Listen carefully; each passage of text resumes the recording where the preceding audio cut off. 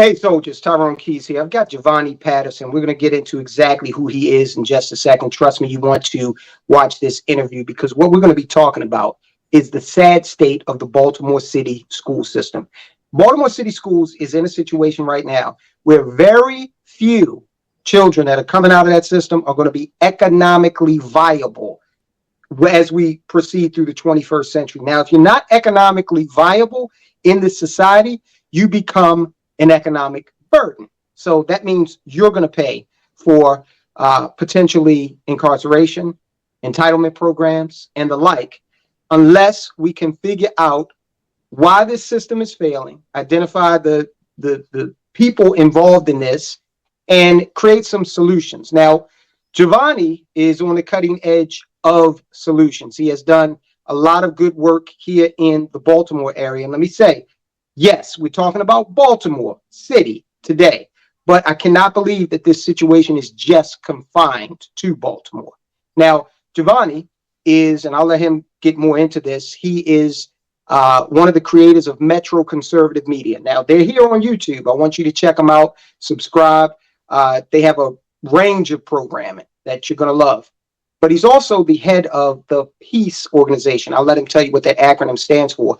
Another thing that Jovani has spearheaded here in Baltimore is term limits for the city council. We've got one particular city councilman.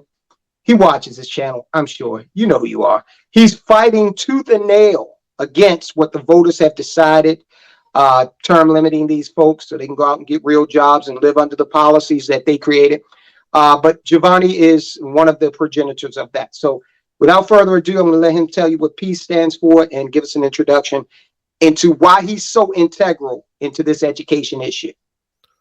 So thanks, Tyrone, for having me, and shout out to the Soldiers of Finance, family, and shout out to the Metro Conservative Media, the MCM family as well. But yeah, so PEACE, I am the chairman of PEACE Baltimore. So PEACE stands for People for Elected Accountability and Civic Engagement. And like you noted there, one of our most recent accomplishments is, term limits within Baltimore City. It was question K on the 2022 ballot. And we're just a grassroots organization. Our aim is giving power back to the people of Baltimore. So we have a lot going on, and, between that and also have the lawsuit against Baltimore City Public Schools, which we filed on January 26th of 2022.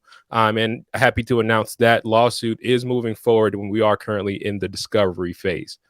Wow. Okay. Yeah, that's awesome. Let me just give the viewers, because again, this is not a Baltimore problem. This is a national problem. We're just going to be looking at Baltimore today because we've got fresh news on it. But let me just give you some background. Baltimore City Schools, and I'm a product of the Baltimore City school system. And Jovani, I believe you are as well. Is that correct? No, I'm not. My mom was, though. Okay. Yeah. But in any event, what's going on, it's outrageous. We've unfortunately had a student shot and killed in a Baltimore City school this year. Okay, this school year. We've had another student get shot and killed right across the street from a school. So we've got the violence aspect going on. But then we also have the grades, okay, and the actual instruction that, again, is not preparing these kids to be economically viable in any way, shape, or form. So, Jovani, talk to us about the actual news that came out with regard to these test scores. Yeah, so the MCAP, which is Maryland's kind of standardized test, just released its reporting on the test that was taken last year during the school year, and 23 of Baltimore City schools tested where there were 0 students proficient in math. Now, this is Soldiers of Finance. So when you're talking about math, you're talking about accounting. You're talking about, counting your money. Right. You're talking about negotiating your salary. You're talking about going and buying groceries, right? So we're not preparing our kids in our future just to live basic life. And quite frankly, we're not even preparing them to be drug dealers because you get the count wrong, you're dead as well. And Right. that's possibly why we're seeing so much violence and crime in the city, in our city, is because, of things like that. Like when these kids aren't educated, what is their future? But I also like to think about this in the inverse. Like what would our city look like if our kids coming from Baltimore City schools get placed into the top schools in the nation, based on the merits of their education? What would our city look like if our primary community discussions are which side of town produces the most doctors, lawyers, Right. entrepreneurs, tradesmen, engineers year after year? What would our city look like then? No, it's a great question. And I know that, okay, so you said 23 schools have 0 students that took that test are proficient in mathematics. A few years ago, they had a similar story about the literacy statistics and how many kids could actually read at grade level. And that was just a disappointing, report, because there weren't many. They've got a lot of high schoolers that are reading at a first grade level or somewhere thereabouts. You can't interpret the world. You definitely can't calculate the world. You can't balance your checkbook. You can't, reasonably be expected to take any job that is going to pay you a living wage in the 21st century if you don't know basic math. Now, I know that a lot of money is spent per student on Baltimore City School students. And I've always looked at that number and I've said, wow, I could educate the hell out of a student with that type of money. Okay. Why are we? Because you got a bloated administration down there on North Avenue. You got the superintendent. She's making like mid-cap CEO money, but she's the head of a failing organization. Okay. But the contracts keep getting renewed. The money keeps going up. So what do you see as the root causes of this type of failure? Well, I mean, there are several, right? When you tell people that are uneducated that the schools are the ticket and the way, to avoid poverty and avoid, the bad life, so to speak, um, it tend to be seen as experts in their eyes, and essentially they discredit you because you don't have an education. So a lot of times you had uneducated parents now sending their kids to school with the anticipation and hope that those are the experts because I don't know, and they are going to teach it. So what happens is parents now don't have a foot to stand on when it comes to accountability, because now we're saying, hey, I turned it over to you and you said you were going to do this thing, and now you're telling me I'm too dumb to even hold you accountable, right? So part of it is on the parents, and then the other part of it is just corruption on all levels. I mean, like you mentioned, we have a school CEO that makes her compensation package is over $400,000 a year. That's more than the president of the United States Right. for a shrinking school system, right? The country is, what 320 million people, and Right. our school system, in a population of sub 600,000, has about 79,000 kids now, and the number per pupil is going up because our school system is shrinking, but the budget that goes to city schools is still $1.2 billion a year. So they're positioning themselves as the experts and now are not being good stewards of the taxpayer dollars. Now, what I would say is this is not just a Baltimore issue. This is a nationwide issue. And even if we just focus on Baltimore, everybody in the country should be concerned about this, because not only does Baltimore City receive local money from the property taxes, they receive state money and they receive national money, federal money that all goes into miseducating our kids.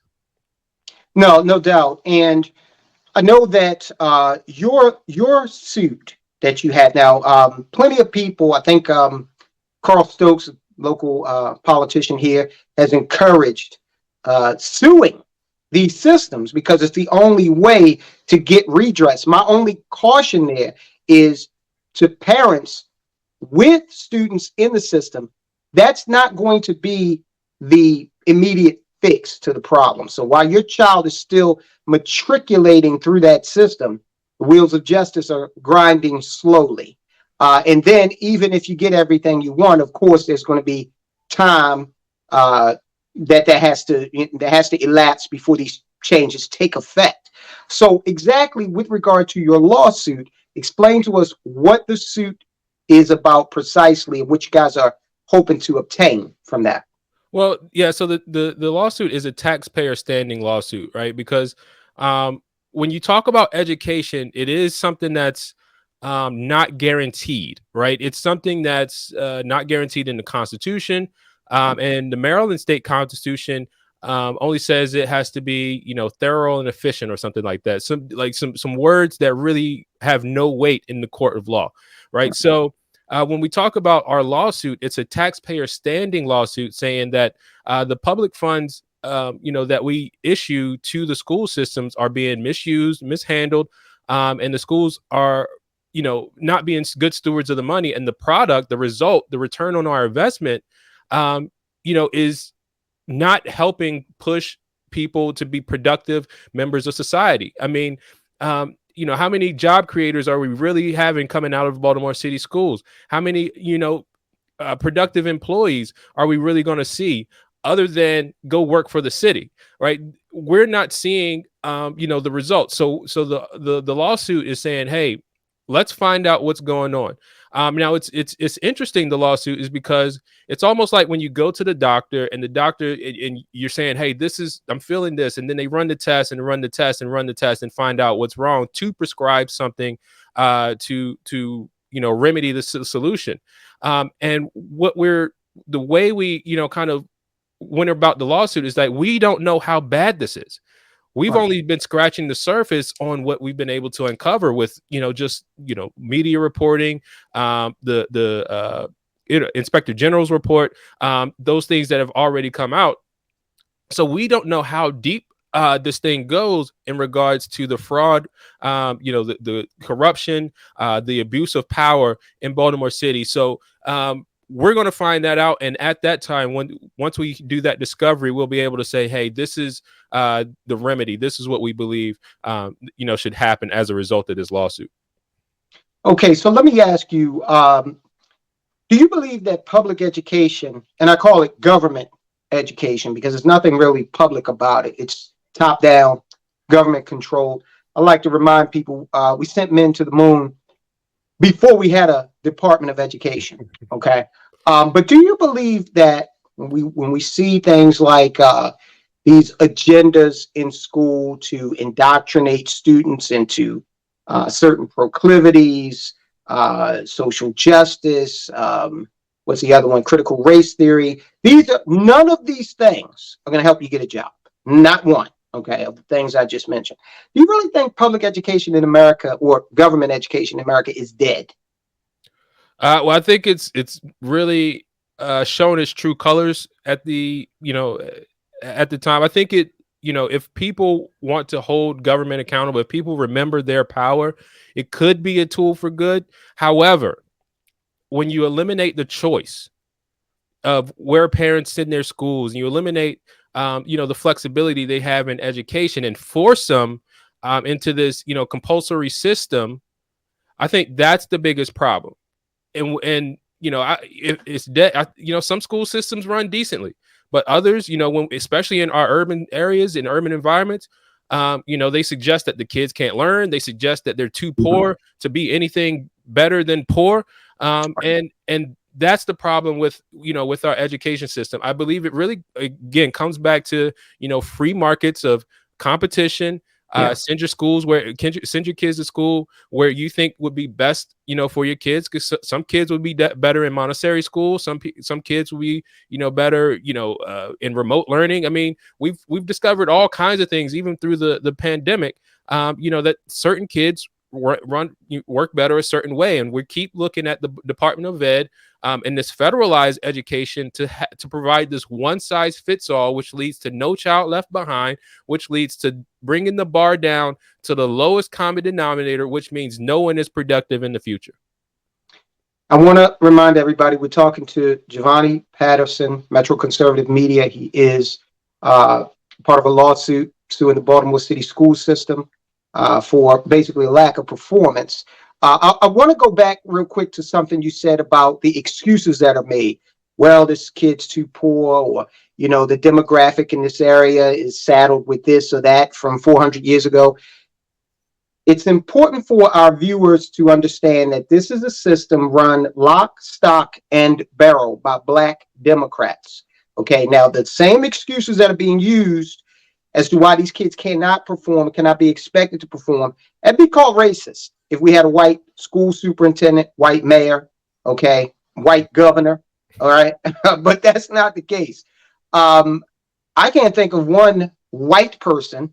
Well, first of all, there's no white Republicans running anything in the city of Baltimore, or really the state of Maryland.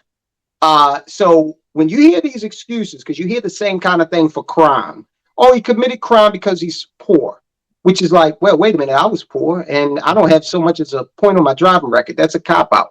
And last time I checked, Bernie Madoff, he was filthy rich, right? Yeah. So, and some people will call that anecdotal, but I think people commit crimes regardless of socioeconomic, standing. We see that every day of the year. But there are no Black people. There are no white Republicans running anything in the city of Baltimore. So I just want to emphasize that this is a problem that Black Democrats have watched metastasize over the decades. Now, there is one component of this that a lot of people don't talk about. They put everything on the school, but the parents are key as well. All right, what kind of message would you send, or what kind of suggestions would you have? Are we seeing parents fall down on this? I know plenty of teachers, and they say, hey, look, these PTA meetings in Baltimore City, there's no one there. Okay, so what's your take on the parental issue? Well, let me say this, right? Baltimore City is exhibit A of what socialism and socialist policies look like in effect. So you told everybody they need to go to work, essentially turn your kids over to the schools, and then let us take care of your kids, raise them to become, good worker bees or good dependents of the systems that we want to perpetrate. But here's the thing. So you have a lot of parents that are concerned and do want to be involved in what's going on with the schools, and they're showing up to PTA meetings and getting shut down. We don't have as many PTAs as we'd like, but there are people still concerned and involved, with the schools. So yes, but there is enough blame for the parents to go around, because my wife was a former Baltimore City school teacher as well, and she would call the parents and say, "Hey, your child's failing, or your child's doing this, right? This, this, that, and the third. What can we do to work together to help bring your child's grades up or better prepare your child?" And she would get cussed out, and she would there'd be, but the other side is there are kids that want to succeed that are going to the same schools, but then when those people come down and say, hey, what's going on with my child, or something happens at the school with their child, they get walked out the door. There's a gentleman that called me just yesterday saying, having an issue with his son, and they banned him from the school. They banned him from the school because he was a concerned parent, asking why did his son get hurt at the school. They banned him from the school and made him go to court to a hearing where the judge threw it out and said, man, teacher, this is just a concerned parent looking out for his son. It goes both ways, where there's enough blame for parents to go around, but then you have this system that has literally become a bully against parents, telling the parents that you don't know anything about education. You just let us teach them. And matter of fact, parents, you don't have a say in your child's life, because now, we see, hey, schools is a safe place. If you have gender problems, if you can take your kids away, they can take your kids away.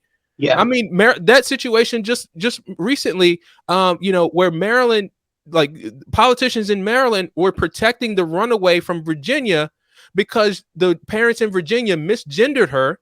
And then she became part of a sex trafficking ring out of Baltimore. Right. Right.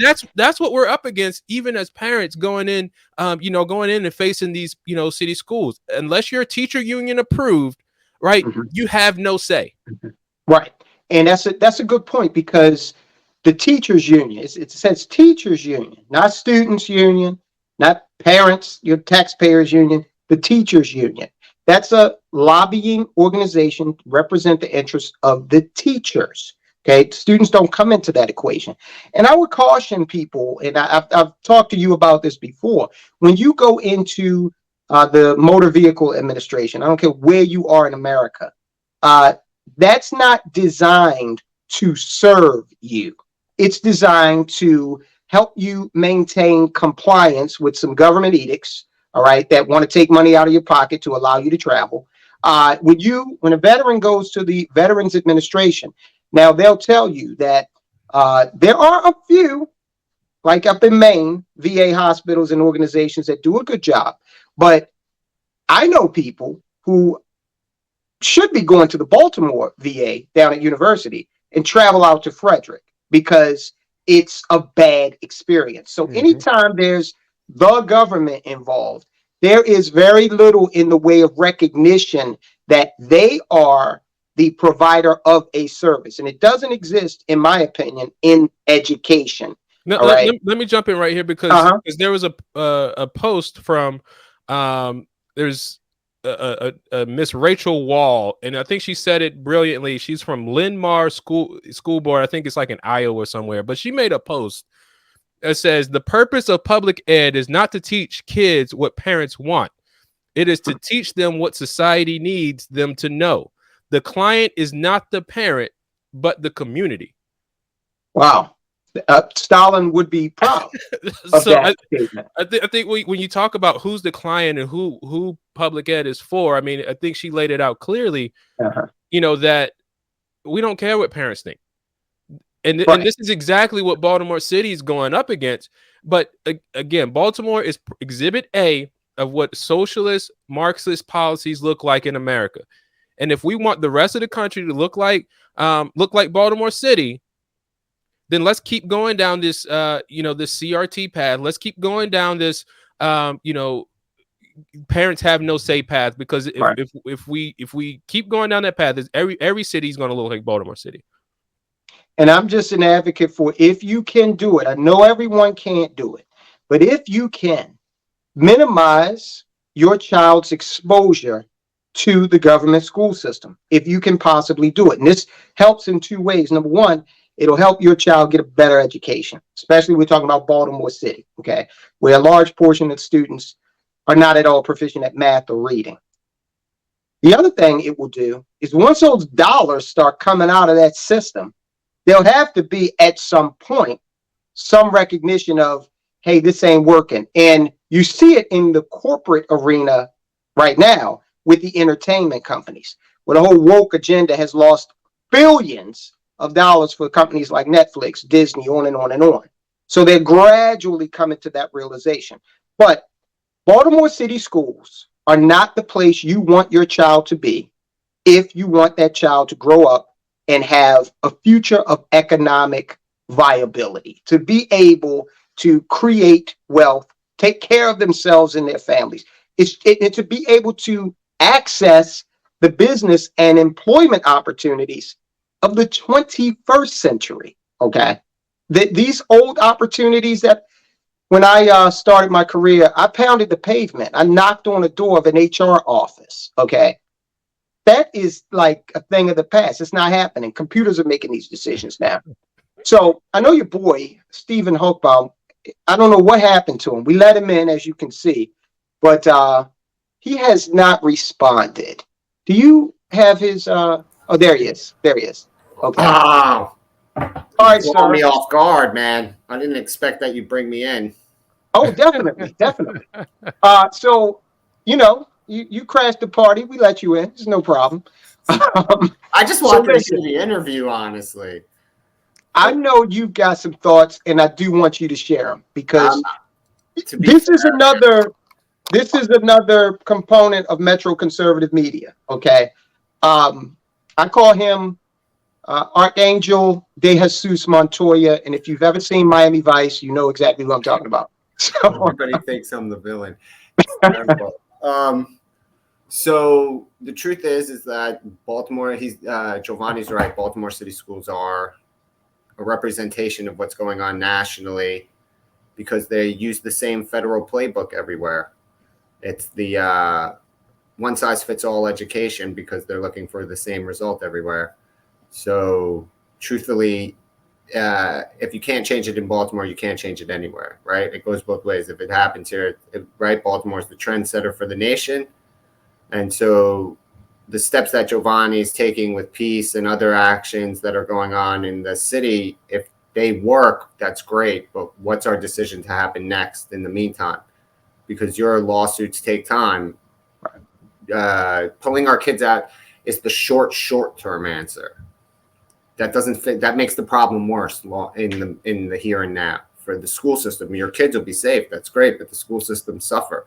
But they have to, right? Somebody has to pay the price. Like the bill has to come due. So it's a very tricky situation because somewhere along the line, the kids that can't read have to become adults. The kids that come after them that have it worse because either the system is crumbling because no one touched it or because it's being rebuilt. How many generations of students are we going to, and how many fathers like Jovani and how many guys like you or me have to stand up and argue for the children who don't get a voice anymore, right? Because like you said, school teachers, their union, students don't count in the equation. So, right. Well, what we have is this kind of live and let live attitude that is permeated through the community. I think, to help correct that and to fix that in the meantime, we have to build a culture around education where the standard has to be set. Well, look, at a minimum, you got to be able to read, you got to be able to count, you got to be able to do these basic things to function. Now, if you back in, at least some of my grandparents, only had a 5th grade education and worked wonders in life. What they did, they understood, how the world works, and they understood how to count their money, and they understood just basically how to read. It wasn't all this gender theory. It wasn't much else that, they went into that these schools essentially are trying to dumb down, our kids. But there was also a culture surrounding education. There was a culture surrounding hard work. There was a culture surrounding, integrity and accountability. We wouldn't let each other fall because we expected more from each other. Now we don't expect anything from anybody. You walk down the street, in certain parts of Baltimore, you won't speak, you won't say hi because you don't know how, these people will interact with you. Sometimes some people, if you say what's up to them, they take that as an insult and be ready to fight you. Right. So this is the community that's been built. So we have, those are things that have to be reversed at the same time or infiltrated at the same time, because the only way to get through this is to go through it. And we're going to have to help each other out through it, though. And now the other part of this that we haven't talked about is, of course, you just know intuitively, these kids in the school systems today are the economic future of America. Now, the Chinese, they don't have drag queen story hour. Okay. They're not teaching these things. There's so they many have hours. The exact opposite. They do. In fact, they came out with the edict 2 years ago to take all feminized men, or what they perceived as men who were effeminate, off of their airwaves. Okay. So they go a little hard with it. Okay. It's their society. But what they do not do is they do not corrupt the hours of the school day with things that are not going to matter. All right. When these kids go into broader society, they want people who are going to be able to contribute and take care of themselves. The reason why China was a communist government patterned on the USSR model, the reason they have a quasi-capitalist, well, it's really more than quasi, they really have some semblance of a capitalist system, is because they know they cannot feed 1 billion people with a communist economic model. So they want people who are going to come out and be able to produce something and not have to be taken care of.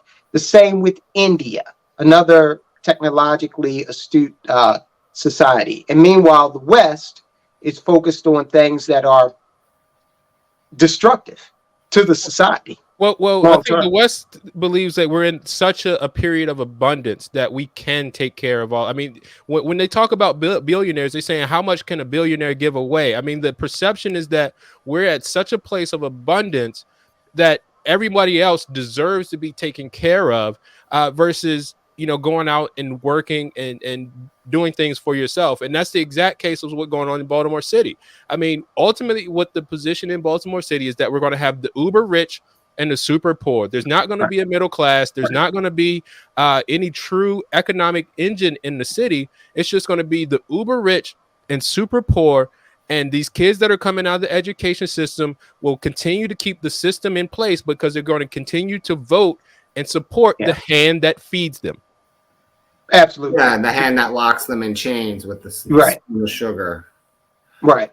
And it turns out to be a generational curse that, you know, people cannot escape from, because I know a couple of people right now who didn't do so well in the government education system, and, you know, now they're approaching middle age and the opportunities just aren't there at a point where they really want to improve their lot in life. So now you got to work double time because there's nothing that's been established. And sure, some of the accountability definitely resides with the individual. Absolutely. But if you have a curriculum that's not advancing, if you have 30 students in a classroom and 2 of them are focused on learning and 28 of them are, you know, whatever, disruptive and that not getting reinforced at home, it's just a really complex issue. So that's why I'm an advocate. If you can get your kid out, take them out. Well, I mean, the issue is not really complex. Right? I mean, the issue is not really complex. I mean, it's saying, hey, this one size fits all model doesn't work, but it really takes every individual that is bought into it to really self evaluate. And I think the other part of it is that we can admit that we have a family problem, right? No one's saying that, you know, everybody is quick to blame parents, but they're not quick to say we have a family problem with the amount of fathers that aren't in the home, with the amount of single parents that are, or the, you know, single moms that are working 2 and 3 jobs. Nobody's saying, okay, so if you got married, this education system can be held a little bit more accountable. Nobody's saying we got a family problem, though. So it's not as complex. I think the results have made it seem complex, where everything's just in chaos, but the solutions are simple. I mean, if we want to boil it down to it, get married, have your kids, and you send them to schools. You show up at the school boards, you show up at the PTAs, you show up at everything, and we all good. No, you're right. And I mean, study upon study has shown that economically, married couples, they, you know, do better financially than single couples, especially when you're talking about kids. Now, I don't have any kids, but I go to the grocery store and I'm like, damn, okay, if I had 2.5 kids, my wife and myself, and we're also feeding a dog, okay? So for us, $85 is the new $40, easy, okay? But that little piece alone, when you're pooling resources, it helps to soften the blow, I'm sure. But you're right. If you got somebody who's got to make ends meet, and they got to go out here and, you know, have 2 jobs, okay, then there's not much time left to ask little Johnny how'd the school day go. I mean, I would have to say, like, I just want to get in on that. Like, a bunch of stuff was said there, and like, I agree fundamentally with everything, but there's a key element that we're missing here. Is, you know why they don't say that we have a family problem? Because that would mean that they'd have to admit that there's a cause to the family problem. See, like, they only are willing to point blame just enough to shift away from the thing that's in front of us that's wrong. So, right, so teachers in the education system right now are the problem inside schools. So now the deflection is to parents. Well, if parents were better at being parents, we wouldn't have the schools needing to be what they are, right? They don't want to solve the problem. They just don't want their group to be impacted by the problem, you know, like held accountable. No one wants responsibility. Like, basically, we live in a day and age, no one wants responsibility. Yeah, if you want to boil down to the basic, we have no family, we have no community, we have no obligation to anyone anymore because no one wants personal responsibility. In fact, I had a discussion with a friend of mine the other day, long story short, where it boiled down to the difference in our opinion was who is really personally responsible. Like, where does personal responsibility start? And the average person just doesn't want it to start with them. You can be responsible for your shit. You can be responsible, and as long as the majority of people lead their lives that way, we're never going to get resolution, because there aren't enough Jovanis, there aren't enough Professor Blings, there are definitely not enough me's in the world, which is a good thing. I'll be honest. You don't need more of me, but you don't have enough. There are no leaders left. Our leaders are trash. The McCarthy, that it's a pick between Jim Jordan, McCarthy, Ted Cruz, Mark Rubio. These are all crooks in one fashion or another. We all have reasons to doubt their sincerity. Yeah, they have agendas and things there in line. The fix comes that we have to take back control of our lives and own it personally. If we can start with that as a community and develop leaderships and bring up the true leaders that are out there and get them their platforms and the visibility that they need, guys like you, guys like Jovani, then we can solve these problems. But thinking we're going to break the system from inside of it, not like it's built to withstand us. And so, that's why your lawsuit is so cutting edge, because it's breaking the system from outside. They never saw this coming. Mm-hmm. They did not see it coming. So they were not prepared to handle it. So now they're scrambling and they can't find a judge to shut it down for them, which is their normal routine for these lawsuits. They just can't, because there's no precedent. There's no condition that they can find a technicality on. You found the clear path to the goal, and now you're running down the field with them, and they don't know how to catch up. Right on. I'm just saying, like, that's the only way we do it, because otherwise you have Weinstein, right? That's her name, the head of the teachers union, Weingarten, whatever, the lady who tweets. Her job is tweeting to the public. That's what she's an advocate through Twitter, as far as I'm right. Like, that's our education. These are the people who represent the education system. Like, what do you expect? Yeah. All right. Well, I tell you what, I'm glad you guys were able to join us today. We got Jovani Patterson, who is fearless. Okay, this guy actually went out there and got term limits. You might want to contact him for your city, because I know wherever you are, you need term limits for these politicians. So he was able to get that accomplished. Probably going to be the mayor of Baltimore City one day. So you heard him here. Everybody everybody exactly for that. This is what Baltimore's been wishing for. Absolutely. And of course, he is one of the piece parts to Metro Conservative Media, as is Stephen Hochbaum, who is an intellectual bar none. He's going to deny that probably, but it's true. Even though, he looks like a villain from a great movie. All right. Yeah. Check out Miami Vice. Okay. Yeah. He might be the guy actually sitting on a bunch of money from royalties from that movie. Who knows? But look, guys, I want to that everybody calls me a villain. I want you guys to check out Metro Conservative Media. Definitely go do that. They have been gracious enough to allow me to come on once a month and talk about some financial issues. But definitely check them out here on YouTube. They're on Facebook also. And guys, I hope to do this again with other issues real soon. Absolutely. Thank you for having us on, Tyrone. Thank you. Thank you so much. Thank you. And everybody vote Jovani Patterson. If he's not on the ballot next time for mayor, just write his name in. We have to get this guy in the right chair. That's right. Have him wake up. Have him wake up the morning after the election, open a newspaper, and find out he's been elected mayor of Baltimore City. Well, right? Like, that would be the ultimate grassroots campaign. The guy himself doesn't even know. I didn't know I was running.